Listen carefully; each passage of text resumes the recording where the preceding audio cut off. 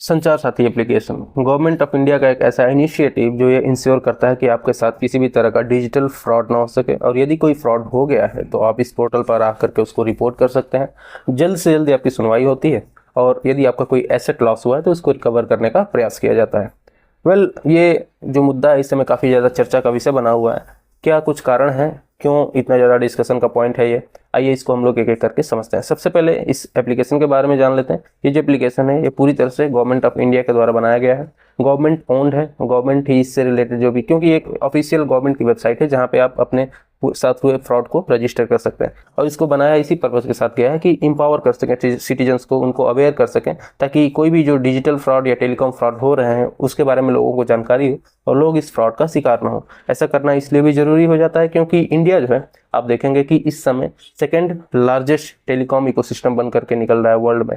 आपको देखने को मिलेगा कि चाहे वो इकोनॉमिक सेक्टर हो, एजुकेशन सेक्टर हो या फिर मेडिकल सेक्टर हो, हर जगह पे जो डिजिटलाइजेशन है वो पूरी तरह से अपने पांव पसार रहा है। और ऐसे में लोगों को सिक्योर रखना ये गवर्नमेंट की जिम्मेदारी बन जाती है। यहाँ पे आपको देखने को मिलेगा कि 1 बिलियन से भी ज़्यादा सब्सक्राइबर्स इंडिया में इस समय प्रेजेंट हैं, जो कि डिजिटली प्रेजेंट है और अलग अलग तरीके से, चाहे बैंकिंग हो, गवर्नेंस हो या फिर हेल्थ केयर सिस्टम हो, वहाँ पे अपनी अपनी सेवाएं ले रहे हैं या फिर लोगों को प्रोवाइड कर रहे हैं। इसी की वजह से जो खतरा है वो और भी ज़्यादा बढ़ जाता है, क्योंकि हर एक चीज़ अब डिजिटल प्रेजेंट है। ठीक है, आपको देखने को मिलेगा कि 2023 के अंदर 15 लाख से ज़्यादा केसेस हम लोगों को इस पोर्टल पर रजिस्टर हुए जो कि फ्रॉड से रिलेटेड थे, और 2024 में यह आंकड़ा बढ़ करके 20 लाख के आसपास पहुंच गया। आप देख सकते हैं कि जो नया दौर जो चल रहा है, डिजिटलाइजेशन का जो दौर है, उसमें नए दौर के नए चोर भी सामने आ रहे हैं। आपको देखने को मिलेगा कि डिजिटल अरेस्ट का जो केस है, कुछ समय पहले अभी काफ़ी ज़्यादा चर्चा में था। फोर्ज केवाईसी होती रहती है, और बैंकिंग फ्रॉड के बारे में तो अनगिनत किस्से हम लोग आपने सुने ही होंगे। अब इसी कारण से गवर्नमेंट ये प्लेटफॉर्म लेकर आती है जिसका नाम है संचार साथी एप्लीकेशन, संचार साथी पोर्टल।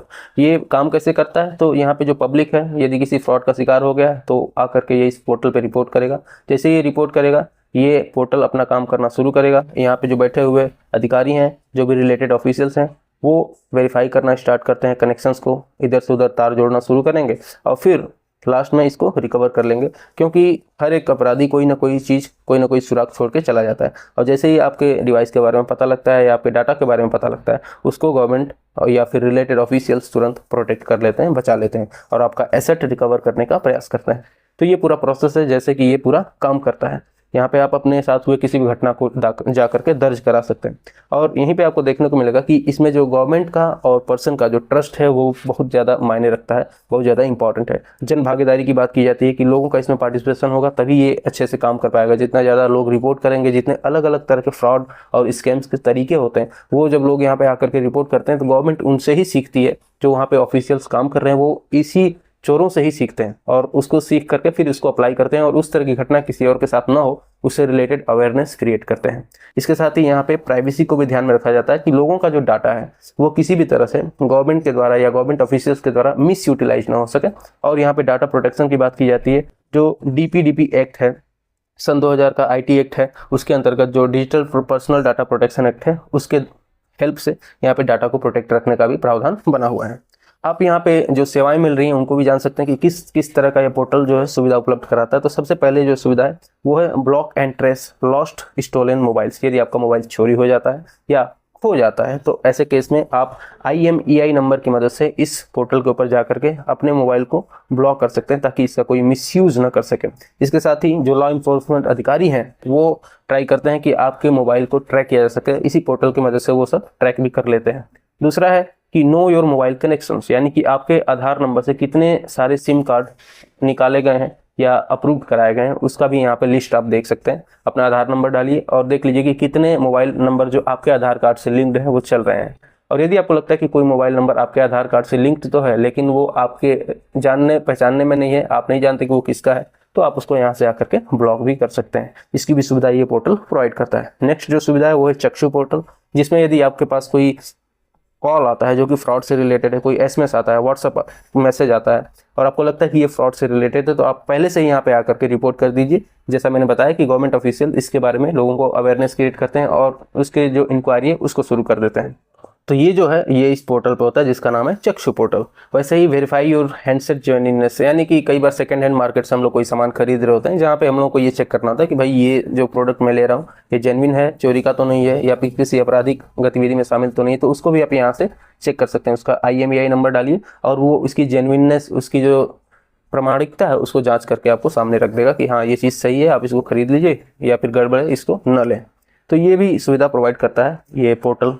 इसके बाद यहाँ पे आप इंटरनेशनल कॉल्स को भी यहाँ पे रिपोर्ट कर सकते हैं जो कि फ्रॉड आपको लग रही हैं, और जो फाइनेंशियल रिस्क इंडिकेटर है इससे भी आप जानकारी ले सकते हैं। फाइनेंशियल रिस्क इंडिकेटर क्या है? तो ये बेसिकली आपको कहीं भी यदि आप पैसे लगा रहे हैं, कोई भी यदि आपको फाइनेंशियल इंस्टीट्यूशन दिख रहा है तो उसका कितना ज़्यादा रिस्क फैक्टर है वहाँ पे, उसको भी आप यहाँ से चेक कर सकते हैं। आपको हाई है, मीडियम है, लो है, रिस्क कैसा रिस्क है उस जगह पे पैसा लगाने से पहले, उसको भी आप जान सकते हैं। और यदि आपको लगता है कि नहीं रिस्क बहुत ज़्यादा है तो ये पहले से ही आपको अलर्ट दे देगा कि नहीं यहाँ पे आप पैसे न लगाए, इस जगह पे आपको पैसे का खतरा हो सकता है। और इसी की मदद से आप देखेंगे कि पिछले कुछ वर्षों में कितनी ज़्यादा हेल्प मिली है गवर्नमेंट को और लोगों को। तकरीबन 1.4 करोड़ से ज़्यादा इस ऐप के डाउनलोड्स हो चुके हैं अब तक। 7.23 लाख से भी ज़्यादा जो मोबाइल खो चुके थे उनको रिकवर किया जा सका है, रिटर्न किया जा सका है उनके ओनर के पास। 42 लाख से ज़्यादा मोबाइल जो हैं स्टॉलन, चोरी हो चुके हैं, उनको ब्लॉक किया जा चुका है। और 1.43 करोड़ जो मोबाइल फ्रॉड कनेक्शंस थे, जो भी नंबर्स थे आधार कार्ड से लिंक थे, उनको डिसेबल किया गया है, उनको बंद किया गया है, ब्लॉक किया गया है इस पोर्टल की मदद से। और 475 करोड़ रुपए जो कि fraud risk indicator, financial fraud risk indicator जिसकी बात हमने करी, उसकी मदद से 475 करोड़ का लॉस होने से लोगों को बचाया गया है। और यहाँ पे आपको देखने को मिल रहा है कि कितना ज़्यादा हेल्प हुआ है सिटीजन्स की रिपोर्ट की मदद से। जन भागीदारी की जो हम बात कर रहे थे उसकी मदद से कितने ज़्यादा यहाँ पे हेल्प हुई है। जो अथॉरिटीज़ हैं उन लोगों ने तकरीबन 3 करोड़ से भी ज़्यादा ऐसे फ्रॉड मोबाइल कनेक्शन को टर्मिनेट कर दिया है। तकरीबन 6.2 लाख जो फ्रॉड लिंक्ड IMEI नंबर थे उन सबको ब्लॉक किया गया है। जो डिसेबल किए हुए हैं व्हाट्सएप अकाउंट हैं वो 16.97 लाख के आसपास हैं। और जो बल्क SMS सेंडर्स होते हैं तकरीबन 20,000 से भी ज़्यादा उनको ब्लैकलिस्ट किया गया है। बल्क SMS सेंडर्स क्या होते हैं? तो एक ऐसा एप्लीकेशन होता है जिसकी मदद से आप किसी एक इंसान को 1000 से 100, 200, 500 जितने एप्लीकेशन चाहे उतने सेंड कर सकते हैं, यानी बल्क में किसी पर्सन को SMS सेंड कर सकते हैं।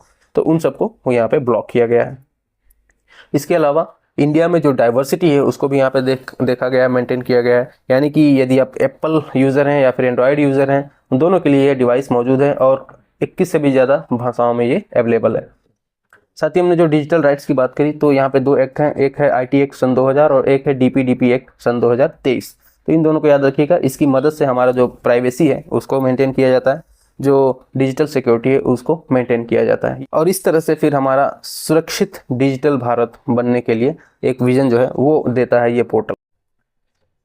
यदि सब कुछ इतना सही ही चल रहा था तो फिर अचानक से इतना ज़्यादा आउटरीच क्यों हुआ, मीडिया में इतना ज़्यादा बातें क्यों आने लगी, संसद में इतना हंगामा क्यों हो गया, इन सब चीज़ों को थोड़ा समझते हैं। तो यहाँ पे बात आती है प्राइवेसी की। सारा मुद्दा प्राइवेसी का।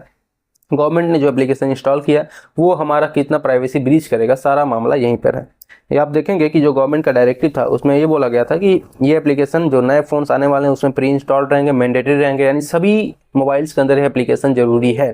दूसरी जो बात बोली गई थी कि जिनके अंदर अभी है नहीं उनके अंदर किसी न किसी अपडेट के थ्रू इसको आप इंस्टॉल करवा दीजिए। साथ ही इसके किसी भी फंक्शन को आप अनइंस्टॉल नहीं कर सकते, किसी भी फंक्शन को आप डिलीट या डिसेबल नहीं कर सकते, और इस एप्लीकेशन को भी आप अनइंस्टॉल नहीं कर सकते। जब ये सारी बातें बोली गई मैन्युफैक्चरर्स को कि 90 दिन के अंदर करके दीजिए, जैसे ये बात सामने आती है, पब्लिक में आती है, आउटरीच शुरू हो जाता है। गवर्नमेंट बोलती है कि हम आपके जो साइबर क्राइम है उसको रोकने के लिए लाए हैं, फ़ोन को जो सिक्योरिटी है या फ़ोन लॉस हो गए हैं तो उनको ट्रैक करके रिकवर करने के लिए लेकर के आए हैं, आपके साथ जो फ्रॉड हो रहे हैं उनसे आपको बचाने के लिए लाए हैं, सेंट्रलाइज्ड रिपोर्टिंग हो सके इसके लिए इस पोर्टल को लेकर के आए हैं। लेकिन किस कॉस्ट पर लेकर के आए हैं ये भी मायने रखता है। क्या हमारी प्राइवेसी का कोई मतलब नहीं, हमारी सिक्योरिटी का क्या होगा फिर यदि गवर्नमेंट ही सारी चीज़ों में एक्सेस करने लगे तो? पहला कंसर्न यहाँ पे यही था कि द इरोजन ऑफ ऑटोनॉमी, यानी कि हमारी जो ऑटोनॉमी है किसी चीज़ के ऊपर उसमें गवर्नमेंट किस हद तक इंटरफेयर कर सकती है। फोर्स कंसेंट की जब बात आई थी कि नहीं सबको ये एप्लीकेशन रखना ही रखना है, मैंडेटरी कर दिया जाएगा, तो फिर हमारी प्राइवेसी का क्या होगा। दूसरी जो चीज़ है वो है कि द स्पेक्टर ऑफ सर्विलांस, यानी कि हम किसी चीज़ को, किसी एप्लीकेशन को अपने मोबाइल में रख रहे हैं और वो उस पर्सन को हमको एक्सेस देना होता है। कोई भी एप्लीकेशन जब हम आप अपने मोबाइल में इंस्टॉल करते हैं तो उसके साथ ही हमें कुछ ना कुछ परमिशन देनी होती है कि वो camera, call logs, telephone, SMS, storage, किन किन चीज़ों को एक्सेस कर सकता है एप्लीकेशन। और यहाँ पे जब इतनी सारी चीज़ों को यदि कोई एप्लीकेशन एक्सेस कर रहा है और वो भी रिलेटेड है गवर्नमेंट से, यानी कि गवर्नमेंट डायरेक्ट इन सारी चीज़ों को देख सकती है, समझ सकती है, सुन सकती है। ठीक है, तो ये सही बात है कि गवर्नमेंट ये बोल रही है कि हम इससे जो सस्पेक्ट हैं उनके लिए यूज़ करेंगे, लेकिन गवर्नमेंट हमेशा एक जैसी नहीं रहेगी, गवर्नमेंट बदलती रहती है। गवर्नमेंट में हज़ारों लोग हैं, और हज़ारों लोग यानी कि आप समझ सकते हैं गवर्नमेंट कितने लोगों से मिलकर के बनी होती है, और उसमें कोई एक ऐसा पर्सन हो सकता है जिसको एक इस चीज़ को किसी गलत इंटेंशन के साथ यूज़ कर सकता है, तो सारा यहाँ पे मुद्दा आकर के रुक जाता है। इसके साथ ही ये जो डाटा है वो कितने लंबे समय तक यहाँ पे स्टोर रहेगा, और इससे जो गवर्नमेंट ऑफिशियल्स हैं या फिर जो पर्सनल ऑफिशियल्स हैं उनके लिए ये कितना बड़ा खतरा हो सकता है, इस चीज़ को यहाँ पे देखने की और समझने की ज़रूरत है। साथ ही साथ हमने प्राइवेसी की बात करी। जो प्राइवेसी है वो एक हमारा फंडामेंटल राइट है। सुप्रीम कोर्ट ऑफ इंडिया यहाँ पे आप जा सकते हैं यदि आपके प्राइवेसी के साथ कोई ब्रीच होता है। जो कॉन्स्टिट्यूशन है वो यहाँ पे सुरक्षित करता है हमारी प्राइवेसी को लेकर के, हमें ये प्रोविजन देता है आर्टिकल 21 में कि हमारी प्राइवेसी किसी भी तरह से ब्रीच नहीं हो सकती। ये सारी चीज़ें जब कॉन्स्टिट्यूशन में है, फंडामेंटल राइट है, ये इस बात को आप जानते हुए भी यदि ऐसा लेकर के आ रहे हो मैंडेटरी प्रोविजन, तो आपको समझना चाहिए कि वो तुरंत जाते ही जाते आप हार जाओगे इस चीज़ को लेकर। जैसे ही ये चीज़ कोर्ट में जाएगी वैसे ही वहाँ पे कोर्ट इसको डिसमिस कर देगा, तो जो लीगल प्रोसेस है उसमें भी आप फेल हो जाओगे। इस चीज़ को आपको समझना चाहिए, गवर्नमेंट हो चाहे कोई भी हो, आपको इस बात को समझना चाहिए था। साथ ही जो इकोसिस्टम है मार्केट में इस समय, जो करंट इकोसिस्टम चल रहे हैं जैसे कि एप्पल है या फिर एंड्रॉयड है, इन लोगों ने भी इस बात को कबूल किया कि हमें ऐसा कोई नोटिफिकेशन नहीं दिया गया था, पहले ये बताया ही नहीं गया था कि एक ऐसा एप्लीकेशन यहाँ पे इंस्टॉल करना है। और एप्पल केस में तो और भी ज़्यादा ऐसी चीज़ें कॉम्प्लिकेट हो जाती है, क्योंकि एप्पल की जो प्राइवेसी है वो मानी जाती है कि एप्पल अपनी प्राइवेसी को, अपने जो कस्टमर्स हैं उनकी प्राइवेसी को कभी भी ऐसे सार्वजनिक नहीं कर सकता। वो नहीं चाहता कि आपका जो डाटा है, आपकी जो चीज़ें हैं वो किसी भी ऐसे व्यक्ति के हाथ में जाए जो स्टेट से रिलेटेड है या फिर गवर्नमेंट से रिलेटेड है। और इसी कारण आपको देखने को मिलेगा कि जो गवर्नमेंट पहले बोल रही थी कि आपको इन चीज़ों को प्री इंस्टॉल रखना है, साथ ही आप इसे डिलीट नहीं कर सकते, अगले ही दिन गवर्नमेंट यू टर्न लेती है और यहाँ पे सारी चीज़ों को बदल दिया जाता है। बोला जाता है कि आप इसे डिलीट भी कर सकते हैं और साथ ही साथ इसको आप डिसेबल भी कर सकते हैं सारे एप्लीकेशंस के फंक्शंस को। ठीक है, तो ये जो पूरा कंसर्न था, आई होप आप लोगों को ये सब चीज़ें समझ में आई होंगी। मिलेंगे किसी अगले वीडियो में, तब तक के लिए जय हिंद।